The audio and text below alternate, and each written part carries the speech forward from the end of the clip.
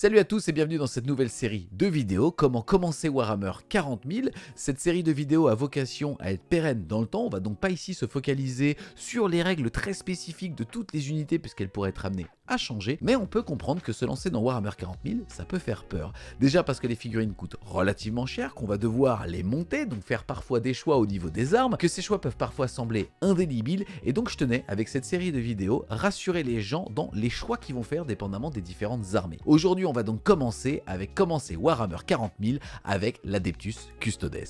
Si vous découvrez ou redécouvrez cette chaîne grâce à cette série de vidéos, je tiens à vous alerter sur le fait que le moteur de référencement des vidéos sur YouTube a un petit peu changé, et si vous voulez avoir la certitude de bien voir toutes les vidéos qu'on sort, notamment les rapports de bataille, je vous invite tout simplement à venir vous assurer que vous avez bien désactivé le mode restreint pour vous assurer que vous avez bien accès à l'intégralité des vidéos. Vous n'êtes pas un Space Marine, vous êtes bien plus. Vous êtes un Adeptus Custodes, un fils vivant de la garde d'or, forgé non pas en masse, mais façonné à la main, cellule par cellule, par les propres serviteurs de l'empereur. Votre nom importe peu, ce qui compte c'est votre serment éternel. Vous n'avez qu'un seul maître, l'empereur lui-même, et depuis 10 000 ans, vous veillez sur son trône inébranlable, immortel. Votre corps n'a pas été modifié, il a été perfectionné. Chaque battement de votre cœur résonne comme un coup de glas pour les ennemis de Terra. Votre esprit est affûté comme une lame, votre volonté inébranlable comme l'or de vos armures. Dans vos mains, les lances frappent comme le jugement divin. Vous êtes des sentinelles éternelles, les frères silencieux qui marchent sans relâche dans les couloirs du palais impérial, les seuls à qui l'empereur confia son silence et peut-être son secret. Vous avez affronté l'hérésie, vous avez tenu les portes du Sanctum Imperialis lorsque les dieux sombres frappaient au mur du palais. Vous avez vu tomber les primarques un à un et pourtant vous êtes restés. Car vous ne vacillez pas, vous ne mourrez pas, vous ne pardonnez pas, vous êtes les custodiens, les gardiens du trône, les premiers-nés du projet divin de l'empereur. Là où les Space Marines sèment la guerre, vous êtes le rappel que la guerre n'a jamais cessé. Là où les ténèbres avancent, vous êtes la lumière originelle, vous êtes l'Adeptus Custodes, et tant que vous veillez, Terra ne tombera pas. Vous l'aurez donc compris, en souscrivant à la faction des Custodes dans Warhammer 40 000, vous allez représenter l'élite de l'élite de l'élite. Ça va très bien se traduire au niveau de leur game design, c'est-à-dire comment est-ce qu'ils ont été imaginés au niveau de leur moteur de règles. On est donc sur une armée qui va être très élitiste. Chacune de vos figurines va littéralement représenter l'équivalent d'un capitaine Space Marine, mais donc le fait d'être excellent va vous rendre moins nombreux sur la table de jeu, même si on va voir que c'est un petit peu plus complexe que ça. Déjà, revenons un petit peu sur l'historique des Custodes, sur leur sortie au sein de Warhammer 40 000.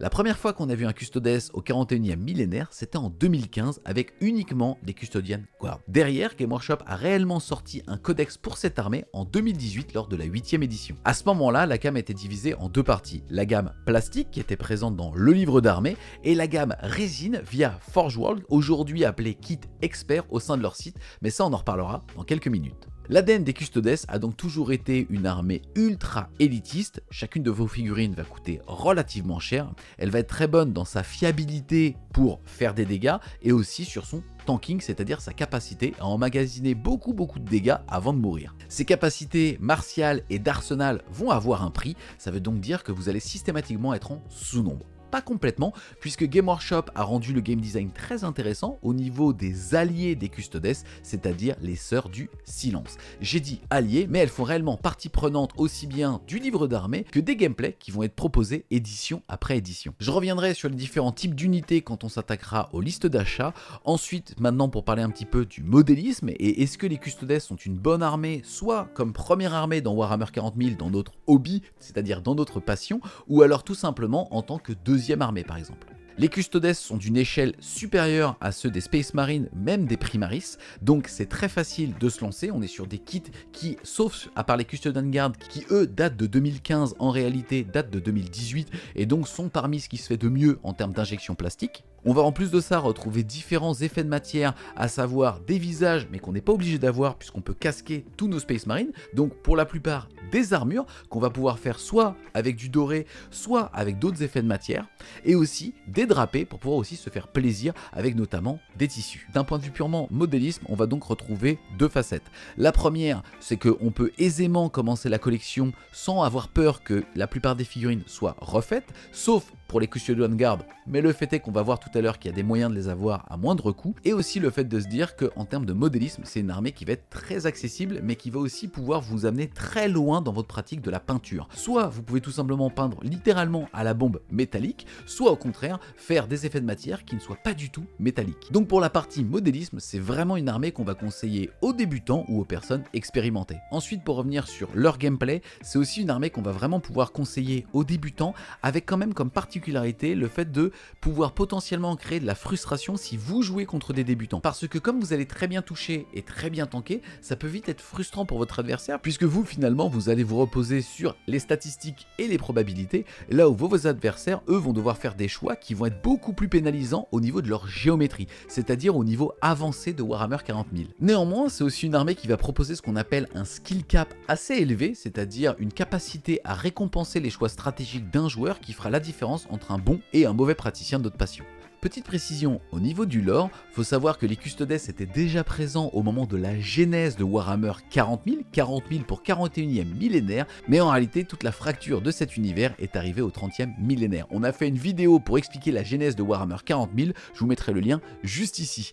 En tout cas, faut comprendre que maintenant les Custodes ne sont pas que là pour défendre le trône de l'empereur de l'humanité. Depuis 2018, la 8e édition et le retour du primarque Roboute Guilliman, seigneur du chapitre des Ultramarines, des Space Marines, devenu aujourd'hui régent de l'Imperium, s'est permis d'utiliser les Custodes non pas que comme des gardes du trône d'or, mais aussi comme une force de frappe réelle qui peut envoyer à gauche ou à droite dans la galaxie. Au-delà de l'ADN des Custodes sur le champ de bataille au niveau de leur game design, c'est-à-dire style de jeu, c'est bien évidemment par l'aspect esthétisme qu'on se lance dans notre hobby. Je vous invite donc à faire tout simplement l'exercice, si vous voulez lancer dans Warhammer 40 000 ou que vous cherchez une autre armée, d'aller sur le site officiel de Game Workshop dans la section Warhammer 40 000 et de tout simplement vous taper toutes les catégories des différentes armées, et dès que justement vous allez tomber sur un style qui vous plaît, qui vous donne envie de les monter, de les peindre et potentiellement de les jouer, alors de vous intéresser sur leur gameplay. Là en tout cas on va faire l'exercice ensemble d'analyser la page de l'Adeptus Custodes pour comprendre un petit peu comment est-ce qu'on va se lancer à moindre coût avec cette armée. Ici j'ai commencé à vous en parler tout à l'heure, les Custodes sont toujours répartis à travers deux gammes. Les gammes plastiques, c'est-à-dire celles sans aucune précision et en général beaucoup moins chères que les gammes qui vont ici mettre kit expert. Faut comprendre qu'au sein de Game Workshop, historiquement vous aviez l'injection plastique, c'est-à-dire les figurines en plastique chez Game Workshop, Warhammer, et qu'il fallait aller chez Forge World, aujourd'hui intégré sur leur site, pour pouvoir bénéficier d'autres unités, souvent jouables dans l'Horus Heresy, c'est-à-dire au 30e millénaire du jeu, mais jouables dans Warhammer 40 000 avec ces kits experts, c'est-à-dire en résine. C'est des kits qui coûtent excessivement cher en euros, et donc je ferai vraiment bien attention au moment de vous aiguiller sur certains achats, de préciser quand il s'agit de kits plastiques ou de kits experts. Dans l'idée de l'éditeur du jeu Game Workshop, qui est donc l'éditeur de Warhammer 40 000, il y a le format patrouille pour pouvoir se lancer et faire ses premiers pas, que ce soit sur le modélisme ou le jeu, et elle propose une boîte assez intéressante aux alentours de 135 €. Ici on est sur le site de Game Workshop, on montre donc les prix indicatifs conseillés par l'éditeur. En réalité vous verrez qu'il y a énormément de boutiques qui vont faire -5, -10, -15, voire -20% et qui vous permettront en général d'avoir ce genre de boîte aux alentours de 110 €. Dépendamment des moments et des patrouilles qui vont être disponibles, ça va être plus ou moins intéressant, que ce soit en termes davantage en euros, c'est-à-dire monétaire, ou alors aussi en attrait par rapport aux figurines qu'ils vont mettre dans les boîtes. Là, on a vraiment de la chance, la boîte Patrouille Custodes est sans doute la meilleure boîte de tout Warhammer, que ce soit Warhammer 40 000 ou Age of Sigmar. Les unités des Custodes vont être réparties sur différents pans. On va retrouver les véhicules, que ce soit des transports ou des dreadnoughts, c'est-à-dire des marcheurs un petit peu blindés qui vont faire soit beaucoup de dégâts au tir, soit justement au corps à corps. Vous allez ensuite retrouver l'infanterie, soit avec une valeur de mouvement standard, soit aéroportée, comme notamment les Venatari, je vous en parlerai juste après. Et vous allez aussi retrouver les motos, et aussi et surtout des véhicules, que ce soit des marcheurs ou aussi des transports. L'armée Custodes est principalement tournée autour de l'infanterie, prix peut avoir parfois des transports, notamment pour les Sœurs du Silence. Pour les Custodes, en général, on est obligé d'aller sur ces fameux kits experts, donc on va pas trop en parler. Pour déjà les Dreadnought, ils sont assez intéressants, mais coûtent relativement cher. Le seul Dreadnought qu'on va avoir abordable en termes d'euros et en plastique, ça va être le Contemptor, qui n'a jamais été réellement très intéressant au niveau des Custodes, puisqu'on préfère aller chercher leurs unités dites signature, mais là on va taper sur des kits experts, donc clairement pas à prioriser sur vos achats. Si on revient maintenant sur la patrouille, elle est tout bonnement excellente. Elle va vous permettre d'avoir déjà un champion des lames, qui est un personnage qui, quelle que soit l'édition, a toujours boosté la mobilité des unités d'infanterie. Actuellement, il donne le fait de pouvoir bouger, courir, puis charger, donc c'est excessivement fort, avec une armée qui est quand même principalement destinée à faire du tanking et du corps à corps.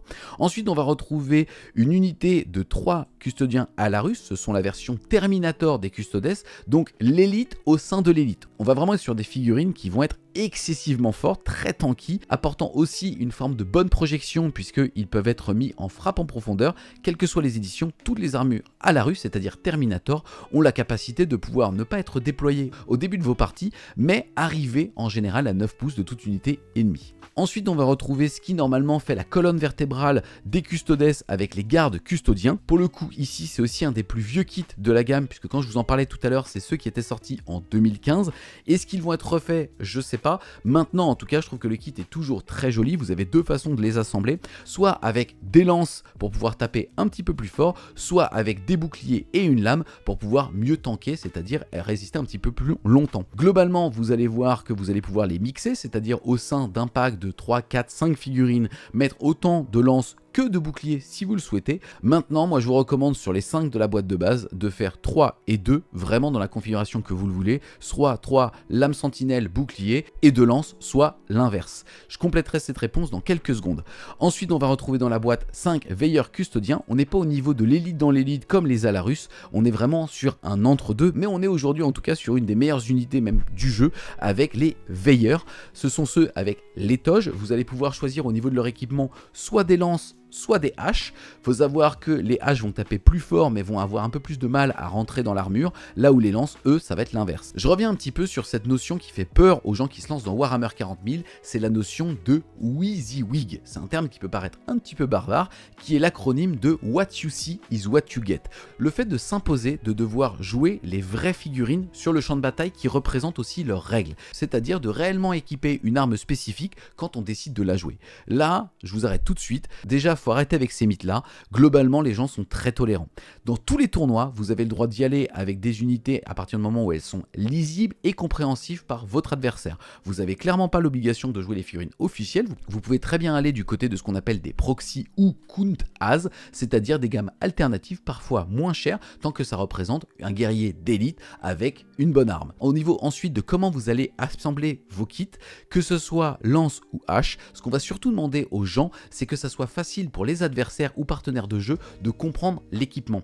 C'est-à-dire que vous pouvez très bien équiper votre armée avec des haches et des lances. À partir du moment où vous allez dire à la personne ne t'inquiète pas, toute mon armée est équipée de haches, fais pas attention, alors ça sera constamment accepté. Dans cette boîte, vous allez donc retrouver 5 veilleurs et 5 gardes custodiennes dans lesquels vous pourrez mettre justement le héros qui est proposé par la boîte avec le champion des lames. En général, ce qu'on fait, c'est qu'on le met dans le pack de veilleurs, puisque en ce moment, ils sont très tanky, puisque une fois par partie, ils peuvent décider d'être intuables pendant toute une phase, et ça leur permet en général de se projeter, prendre les tirs, tanker suffisamment pour pouvoir justement après continuer d'enfoncer son ennemi, ou en tout cas faire en sorte que votre ennemi ait eu à faire des choix entre les différentes unités que vous allez lui proposer. Faut savoir que cette patrouille, c'est sans doute une des meilleures de tout Warhammer. Vraiment, toutes les unités qu'il y a dedans, vous allez les jouer, que ça soit au format patrouille, soit au format 1000 points, soit au format 2000 points. Et c'est littéralement une boîte que vous allez pouvoir acheter x1, x2, voire même x3. Globalement, dans beaucoup de listes, vous allez retrouver au moins 2 packs de veilleurs, potentiellement 2 packs d'Alarus et souvent 2 champions des lames, voire 3. Donc clairement, en termes d'achat, il faut profiter du fait que si vous voulez vous lancer dans cette collection, c'est une patrouille qui est super intéressante. Finalement, la seule unité qu'on va pas jouer en général x2, x3, c'est les gardes custodiens. Ça tombe bien, je vous disais tout à l'heure que vous allez pouvoir parmi les 5 en assembler par exemple 3 avec lame sentinelle, bouclier, 2 avec lance ou bien l'inverse. Et bah si vous décidez d'acheter plusieurs fois cette boîte, puisque ça sera souvent la stratégie la moins onéreuse pour vous lancer dans cette collection, alors vous allez avoir beaucoup de gardes custodiens. Et donc vous pouvez très bien vous dire, ok, première boîte, je monte 5 lance, deuxième boîte, je monte 5 boucliers et ainsi de suite. Ensuite, si on regarde justement le reste des unités, je vous parlais tout à l'heure du fait que le Dreadnought Contemptor, même s'il est moins cher que les autres Dread, n'a jamais été réellement intéressant dans l'armée Custodes. On a le champion des lames qui est une figurine individuelle qui coûte à lui seul 34,50 €. Maintenant, on a vu, il est dans la patrouille, donc on n'aura jamais besoin de l'acheter en solo. Derrière, on retrouve le Rhino. Le Rhino, c'est un transport universel dans le jeu qui va vous permettre d'embarquer non pas des Custodes, mais des Sœurs du Silence. Tout à l'heure, j'ai commencé un petit peu à vous en parler. Les Sœurs du Silence sont donc des femmes au sein des rangs des Custodes qui vont pas coûter cher du tout en points, qui vont donc aussi vous permettre de compenser le faible nombre de figurines sur le champ de bataille. Donc c'est aussi toujours très intéressant d'avoir une, 2 ou 3 unités. Ce qui est génial, c'est que vous allez vraiment pas les payer cher. Vous allez les acheter par 5 et vous allez pouvoir les jouer à partir de 4 figurines dans chacune des unités. Donc pour vraiment pas cher. Vous allez retrouver 3 types. Les Vigilators qui eux sont la version de corps à corps, qui peuvent aussi créer des belles surprises par rapport à leur coût en points et aux attentes que vont avoir vos partenaires de jeu. Et derrière, vous allez avoir 2 types de Prosecutors, ceux avec des lance-flammes. Globalement, en termes d'achat, je vous recommande d'acheter un pack. Si jamais vous n'êtes pas sûr de vous, alors vous les mettez en Prosecutor. Et si vous décidez d'acheter plusieurs boîtes, alors ça sera 1 ou 2 unités de Prosecutor et potentiellement une unité de Vigilator. Si vous décidez de les jouer, ça sera soit ce qu'on appelle dans la pampa, c'est-à-dire sans transport, soit ça peut être intéressant aussi de leur mettre un petit Rhino. Ensuite, au niveau de la gamme standard des Custodes, on va retrouver ceux qu'on a déjà vus, les Veilleurs. Normalement, si vous avez commencé par l'achat de la patrouille, vous n'aurez pas besoin d'acheter des boîtes individuelles. Le fait est quand même que si jamais vous avez un budget qui est limité et que vous voulez seulement justement consommer votre hobby par tranche de 50 €, acheter une boîte de veilleurs est toujours intéressant. Ensuite, vous allez retrouver sortie de l'infanterie les motos. Il faut savoir que ce sont des packs de 3, que vous allez pouvoir les jouer par 1, par 2, par 3. Et aussi que dans chacun des packs que vous allez voir, que ce soit les packs de motos, les Custodian Guard ou même les Alarus, vous allez aussi pouvoir à chaque fois faire un capitaine, c'est-à-dire un de vos personnages qui leadera vos troupes. Aujourd'hui, la pertinence d'intégrer des motos à son armée de Custodes est plutôt mitigée. Faut savoir que le Shield Capitaine, donc le personnage sur moto, est super intéressant. Il propose énormément de latitude de jeu au niveau de sa mobilité, au niveau de son tanking et aussi de son attrition, c'est-à-dire sa capacité à pouvoir faire des dégâts chez l'adversaire, que ce soit en solo ou avec un pack de 1, de 2 ou de 3 motos. Seul défaut de cette unité, dans la 10e édition, c'est que les motos ont le mot-clé monté et pas infanterie, ils ne traversent donc pas les murs. C'est faussement vrai puisque vous avez aussi un détachement. Il faut savoir que quand vous prêtez allégeance à une armée dans Warhammer, vous allez pouvoir déjà avoir une règle d'armée, mais après choisir des détachements qui en termes de rejouabilité vont vous apporter énormément de saveur, mais qui permet aussi aux motos de passer à travers les murs et donc d'apporter énormément de saveur dans certaines listes à thème. Donc clairement, les motos, je pense que ça peut être intéressant en 2 ou 3e vague d'achat, pas dès le début, d'acheter un pack de 3 et d'en faire tout de suite un Shield Capitaine et 2 motos génériques. Derrière, en termes de comment est-ce que vous allez vouloir les assembler, vous aurez le choix aussi entre soit des bolters au niveau de la moto, soit des missiles. Clairement, je vous recommande les missiles déjà parce que c'est beaucoup plus joli et qu'au pire, encore une fois, même par rapport à ce fameux mythe qu'on a sur le WYSIWYG, what you see is what you get, vous pourrez aussi dire à vos partenaires de jeu, ça va, aujourd'hui je les joue en bolter parce que j'ai envie de tester. Ensuite, pour maintenant m'attaquer sur les kits experts au niveau déjà de l'infanterie.